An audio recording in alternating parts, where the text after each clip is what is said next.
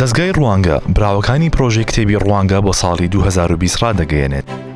لە پێشبڕکێی کتێبی ڕوانگەدا 43 کتێبی تایبەت بە لاوان پێشکەشکران. 4 باشترین کتێب لەلایەن لیژنەیەکی هەڵسەنگاندنەوە هەڵبژێران.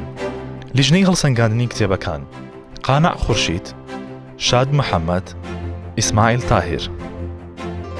کتێبە براوەکانی ئەم پرۆژەیە: گورگەشین لە نووسینی کامەران خۆشناو. ئەم کورتە ڕۆمانە کتێبێکە تژی لە خەیاڵ و وێنەی جوان و تابلۆی نەخشین. نووسەر ئازایانە واقعی تاڵی وڵاتەکەی ڕەخنە لێگرتووە و لە نێوان ئەم تاڵیەدا شیرینی دەرهێناوە و بە گەنجانی داوە.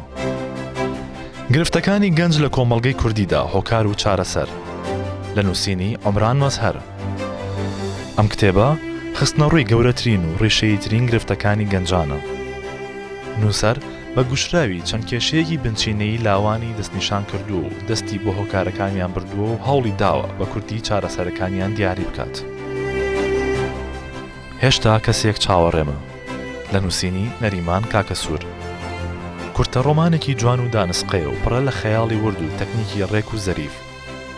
توانیوێتی خەیاڵی داهێنانکارانەی بخاتە گەڕ لە ڕێگەی خستنەڕووی ژیانی گەنجێکی ماندوو و مێنندیوی هیوابڕاوە. ئەزموونێک لە پێناو بیرکردنەوەیەکی دروستدا، نووسینی ئالان قەرەداخی. ئەم کتێبە هەوڵێکی کورت و پوختی گەنجێکە بۆ ڕێنێنیکردنی گەنجانی هاوتەمەن و گەنجتر لە خۆی تا بتوانن گەشتبینانە هەنگاو بنێن. کارێکە بۆ دیاریکردنی خاڵە گەشەکان و هاندانێکە بۆ ڕێگەبڕین و سەرکەوتن و ڕێخستنی ژیانی گەنجان.